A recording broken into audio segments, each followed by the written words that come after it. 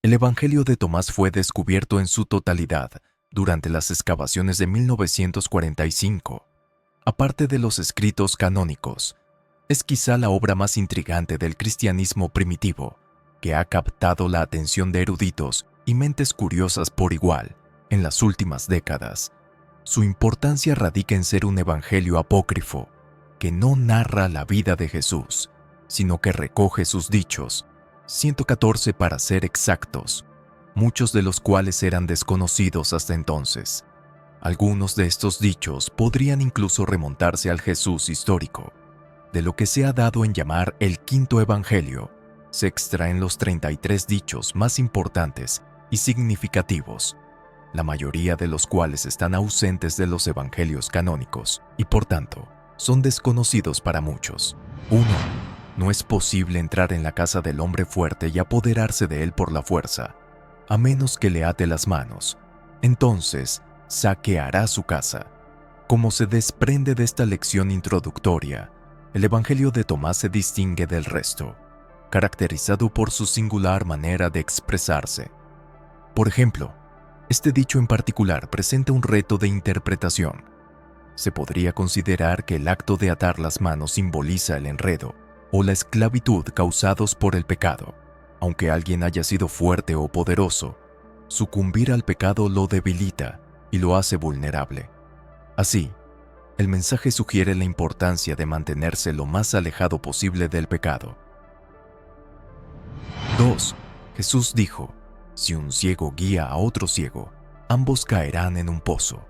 Jesús advierte contra el peligro de seguir a maestros o guías espirituales inadecuados, que pueden conducir a resultados perjudiciales o engañosos.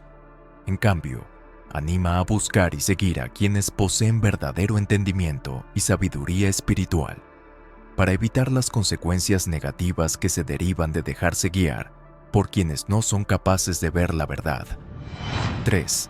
Había un hombre rico que tenía muchas posesiones. Dijo: usaré mis posesiones para sembrar, cosechar, plantar y llenar mis graneros de frutos, para que nada me falte. Estos eran sus pensamientos. Y esa noche murió. Oigan los que tengan oídos. Esta parábola de Jesús ilustra la fugacidad de la riqueza material y la importancia de la preparación espiritual.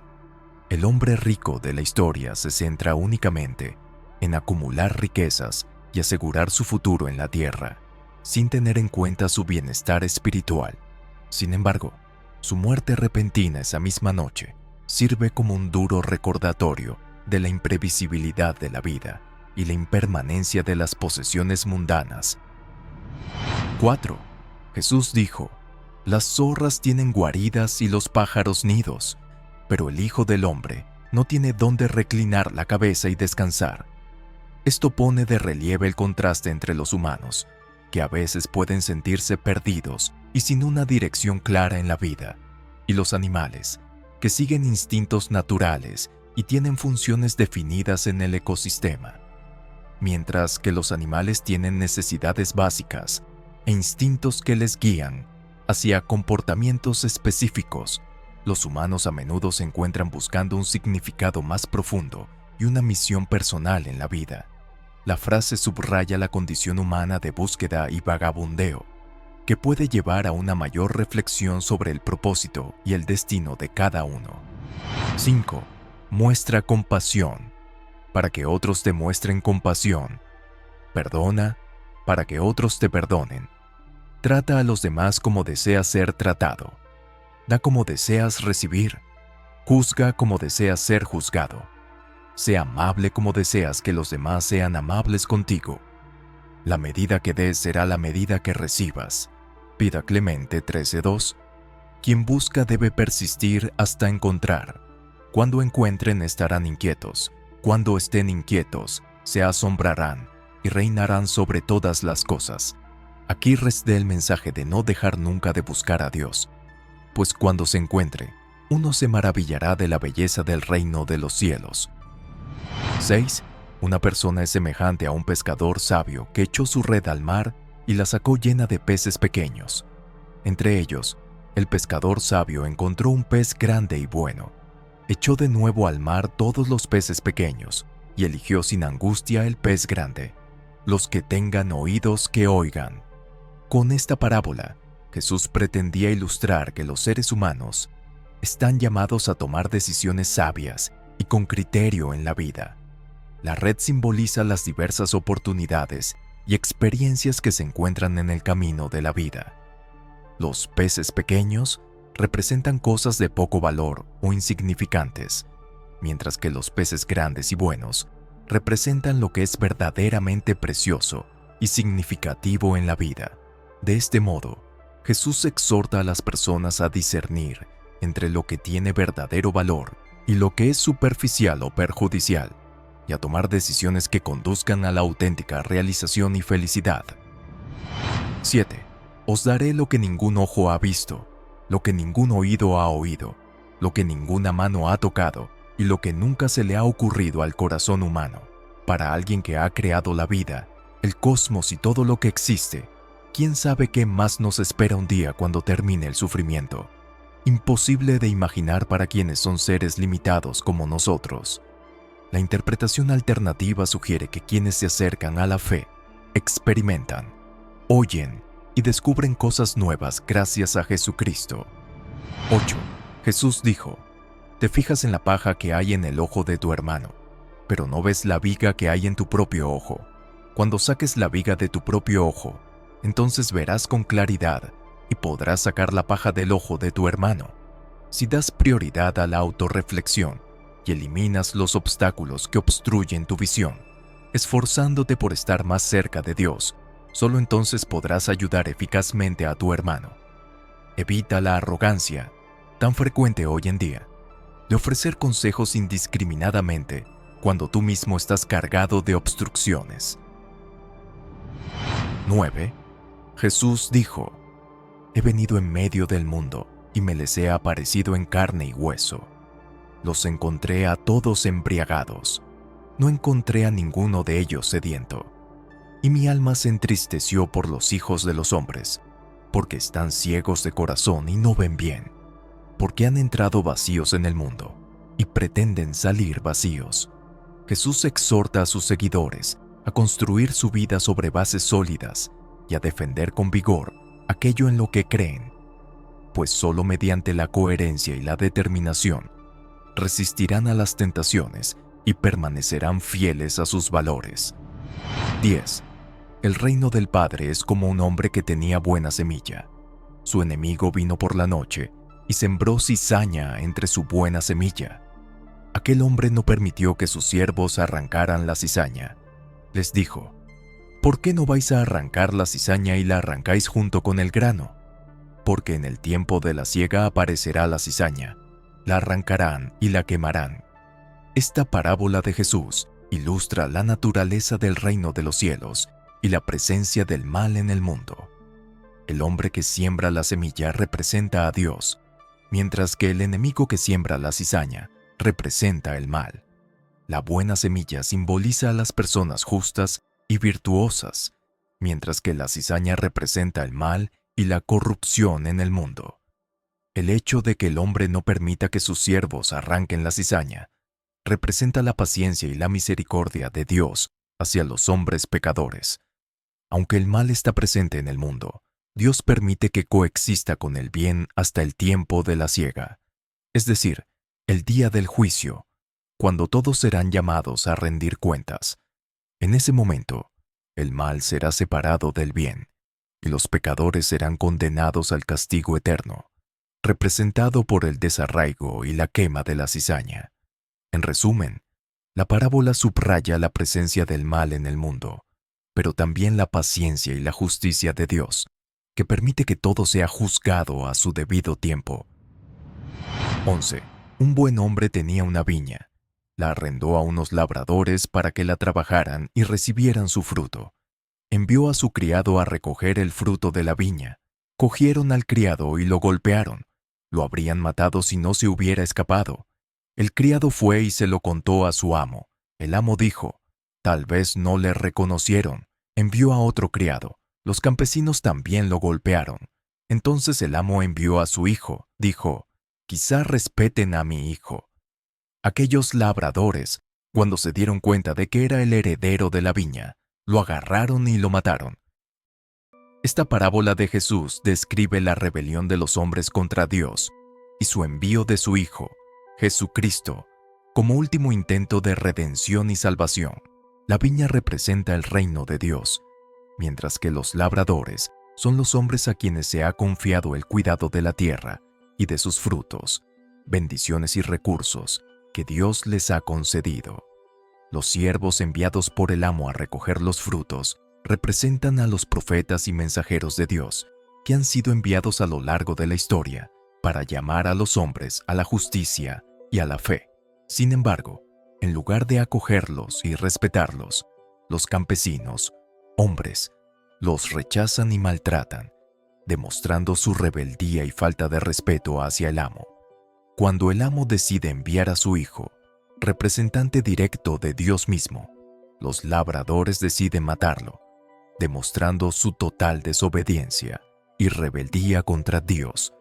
Esta parábola pone de manifiesto la dureza de corazón y la rebeldía de la humanidad contra Dios, a pesar de las numerosas advertencias y oportunidades de arrepentimiento ofrecidas a lo largo de la historia. 12. Jesús dijo: Adán nació de un gran poder y de una gran riqueza, pero no era digno de vosotros. Si hubiera sido digno, no habría probado la muerte. Aquí se confirma que dentro de cada uno de nosotros hay un gran poder, un fragmento de luz divina. También hay una clara referencia al pecado original, en el que Adán arruina esta luz divina que posee en su interior. Pero luego, como hemos visto en el vídeo del descenso a los infiernos, Jesús mismo le sacará de allí para llevarle al paraíso.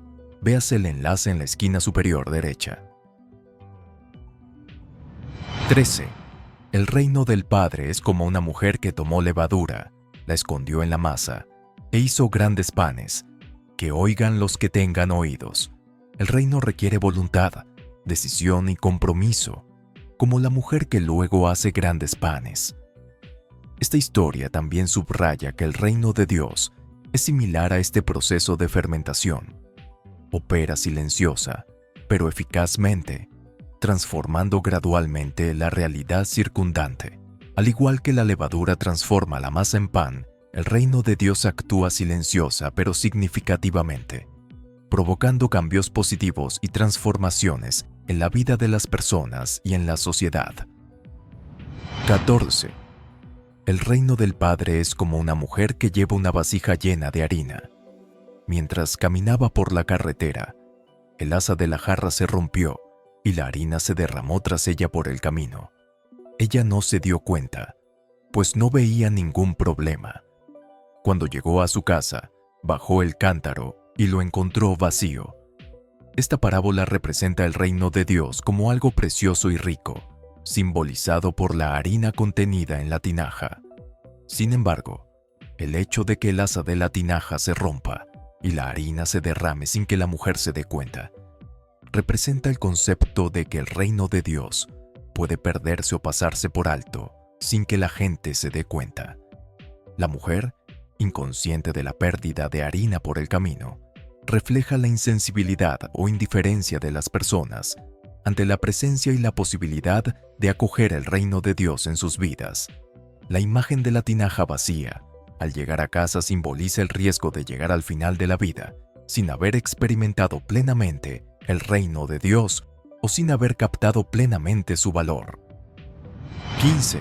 El reino del Padre es como un hombre que quería matar a una persona poderosa. Desenvainó la espada en su casa y la clavó en la pared para ver si su mano era lo bastante fuerte.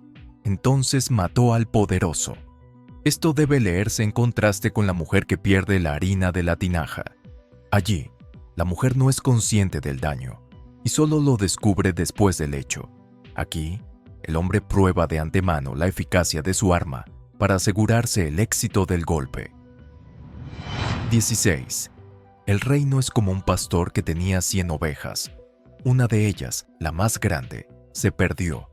Dejó a las 99 y fue a buscar a aquella hasta que la encontró. Después de mucho esfuerzo, le dijo a la oveja: «Te quiero más a ti que a las 99». Dios no querría dejar a nadie atrás.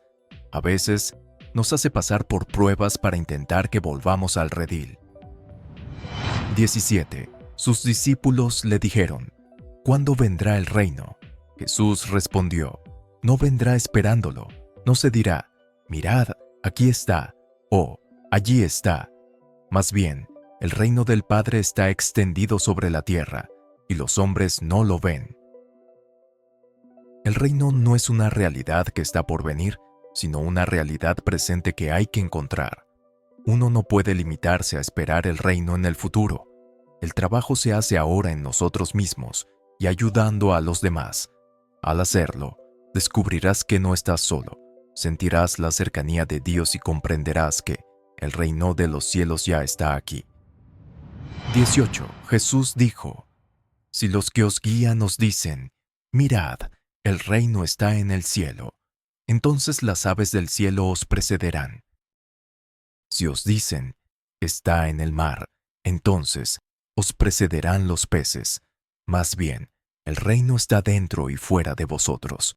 Cuando lleguéis a conoceros a vosotros mismos, entonces os conoceréis y comprenderéis que sois hijos del Padre viviente.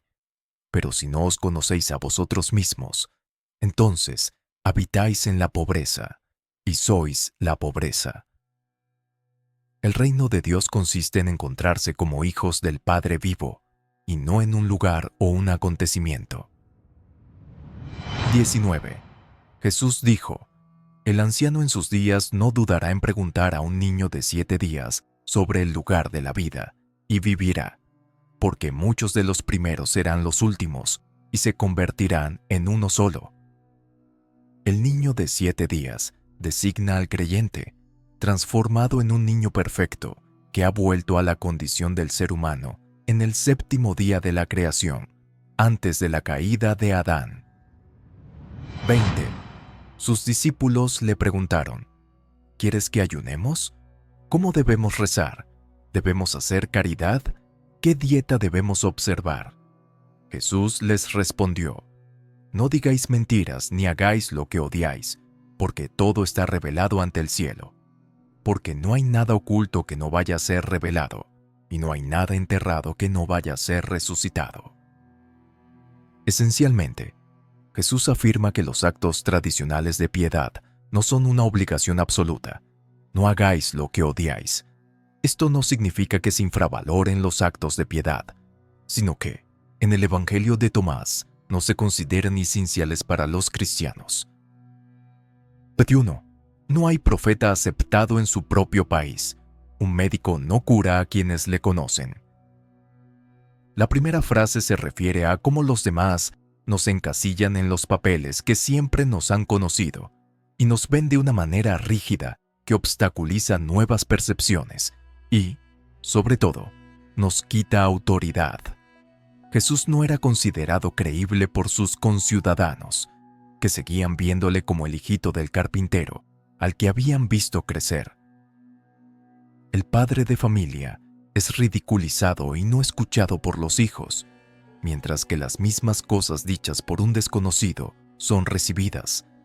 Nos cuesta confiar en el muy hábil médico fulano, hijo de los vecinos, porque seguimos viendo en él al niño, al que ofrecíamos caramelos o empujábamos en el columpio. 22. Jesús dijo: «Lo que oís con un oído y con el otro, proclamadlo en los terrados de vuestras casas, porque nadie enciende una lámpara y la pone debajo de un celemín, ni la pone en un lugar oculto, sino sobre el candelero, para que quien entre y salga vea su luz». El sentido de no esconder la lámpara si se quiere alumbrar, es decir, profesar la palabra de Dios si se quiere que la luz se difunda. 23. Jesús dijo: «Dichoso el hombre que ha sufrido, ha encontrado la vida». Esta afirmación de Jesús refleja una profunda verdad espiritual sobre la naturaleza del sufrimiento y su papel en la existencia humana.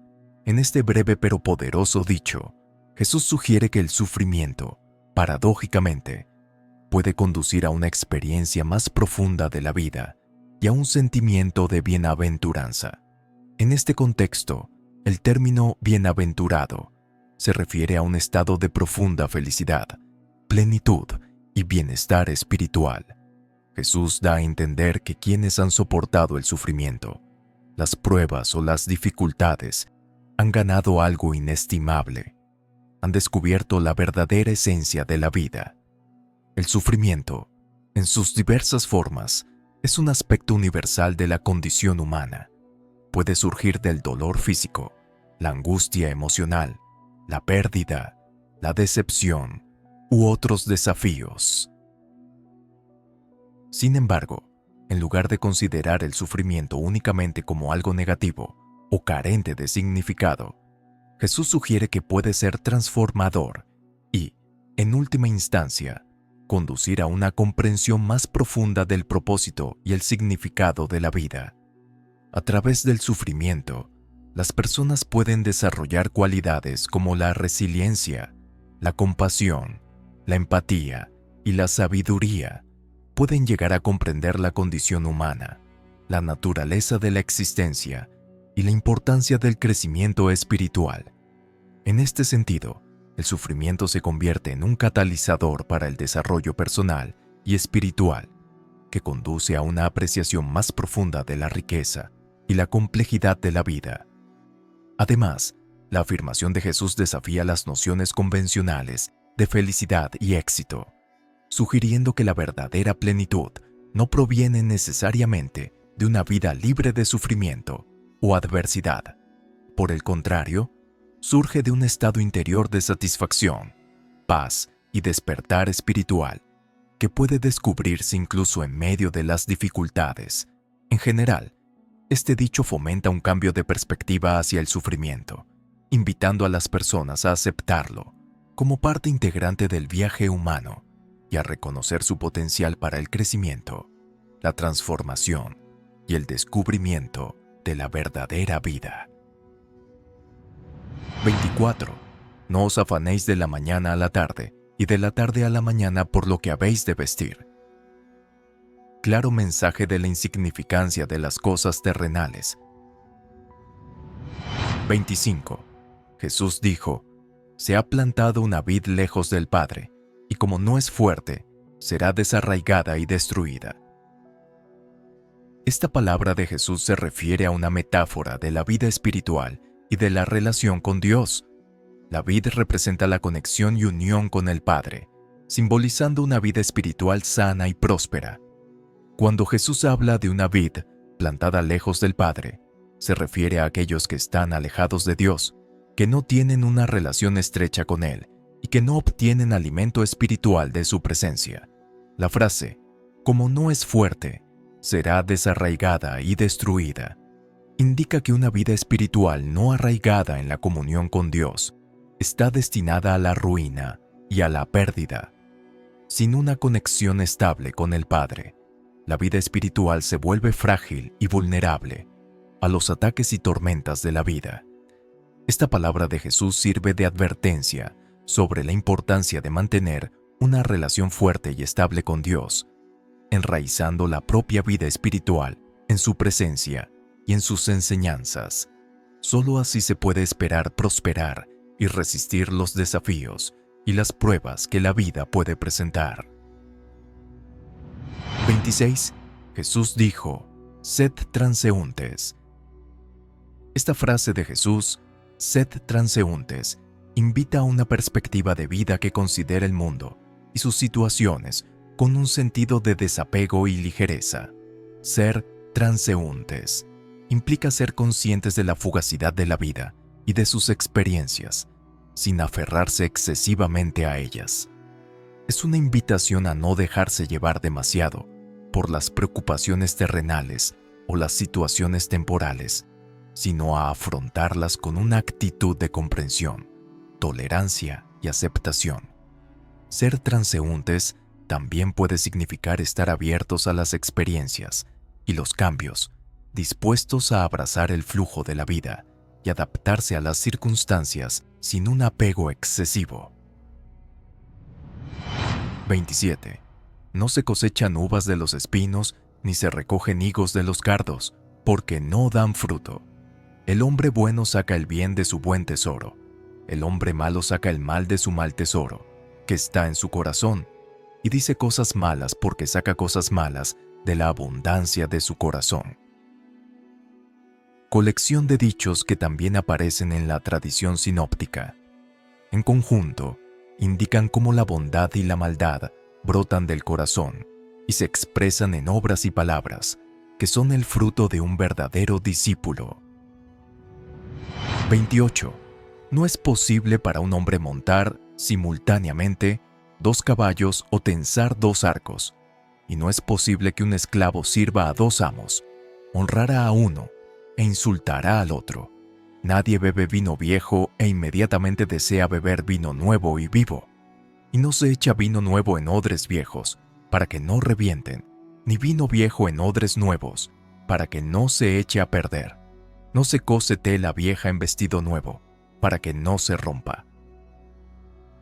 O estás con el Señor o no, no es que estás con el Señor y luego haces lo que quieres. 29. Jesús dijo: si 2 hacen las paces en una misma casa, dirán al monte, apártate, y se apartará.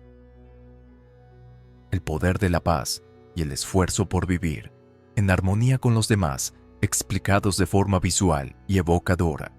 Esta parábola de Jesús sugiere que cuando hay armonía y reconciliación entre las personas, incluso los obstáculos aparentemente insuperables pueden superarse.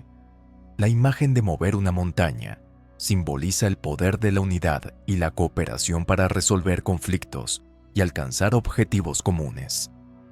Subraya el potencial transformador de la paz y la reconciliación, demostrando que cuando las personas están unidas en propósito y comprensión, pueden lograr cosas notables juntas. 30. Sus discípulos le dijeron: ¿cuándo llegará el descanso para los muertos y cuándo el nuevo mundo? Él les respondió: lo que buscáis ha llegado, pero no lo reconocéis. El alma no debe esperar a la muerte para alcanzar la plenitud del conocimiento y regresar al mundo divino superior. 31. Hablo de mis misterios a quienes son dignos de mis misterios. Lo que haga tu mano derecha, que no lo sepa la izquierda. Podemos interpretar esto como discreción y humildad en las acciones benéficas o gestos de generosidad. Esencialmente, significa que las buenas acciones deben realizarse sin buscar el reconocimiento o la alabanza de los demás. En otras palabras, cuando ayudamos a los demás o realizamos actos de caridad, debemos hacerlo sin buscar atención ni aclamación pública. La importancia reside en el acto mismo de ayudar, no en ganar fama o reconocimiento por haberlo hecho. Esta enseñanza subraya la importancia de la sinceridad, el altruismo y la integridad en las acciones humanas. 32. Un hombre tenía invitados. Cuando hubo preparado la cena, envió a su criado a invitar a los comensales. Se dirigió al primero y le dijo: «Mi señor te invita». Este respondió: «Tengo que recibir pagos de unos mercaderes que vendrán a verme esta noche. Iré a darles instrucciones. Pido disculpas por la cena». Se dirigió a otro y le dijo: «Mi señor te invita». Él respondió: «He comprado una casa y me reclaman para todo un día. No tendré tiempo». Se dirigió a otro y le dijo: «Mi señor te invita». Él le respondió: «Mi amigo se casa y soy yo quien preparará el banquete. No puedo, pido disculpas por la cena». Se dirigió a otro y le dijo: «Mi señor te invita». Él respondió: «He comprado una propiedad y voy a cobrar los alquileres. No puedo ir. Te pido disculpas». El criado se acercó y le dijo a su señor: «Los que invitaste a cenar han presentado excusas». El señor dijo a su criado: «Sal a la calle y trae a cenar a los que encuentres. Los compradores y los mercaderes no entrarán en los lugares de mi Padre».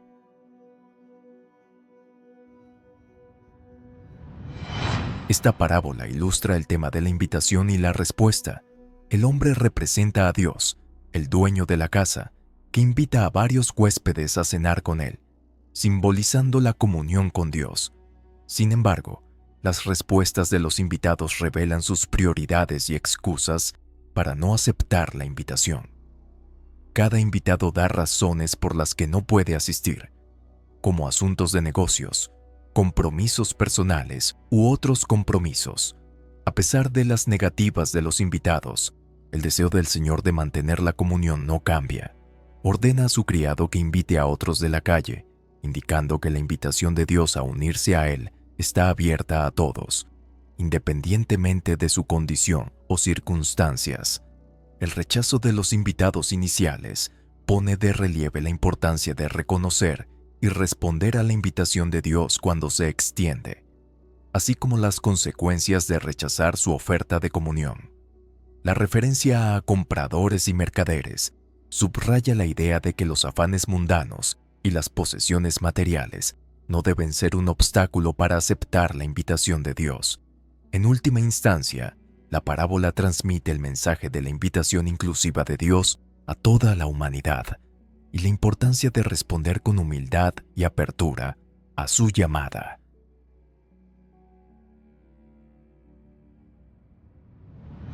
(33) Muchos están a la puerta, pero es el solitario el que entrará en la cámara nupcial. Enfatiza la cualidad de intimidad y profundidad espiritual. Jesús indica que, a pesar de que muchas personas estén presentes o participen externamente en prácticas o rituales religiosos, son los que buscan una verdadera conexión y una relación profunda con Dios, los que serán recibidos en su presencia más íntima y sagrada, representada aquí por la cámara nupcial. Esta enseñanza subraya la importancia de la sinceridad y la devoción personal en la búsqueda de la comunión espiritual. Los evangelios apócrifos son una variada colección de textos religiosos que hacen referencia a Jesucristo y que han sido excluidos del canon oficial de la Biblia cristiana a lo largo del tiempo. Forman parte de la literatura apócrifa, un importante fenómeno religioso y literario de los primeros tiempos del cristianismo. A menudo atribuidos de forma seudónima a un apóstol o discípulo, estos textos fueron omitidos de las lecturas litúrgicas públicas debido a su desviación de las creencias cristianas ortodoxas. El término apócrifo, oculto, reservado a unos pocos, fue acuñado por las primeras comunidades cristianas. Aunque se abordan con cautela, cabe señalar que incluso dentro de estos textos pueden encontrarse enseñanzas valiosas, perspectivas alternativas o citas diversas.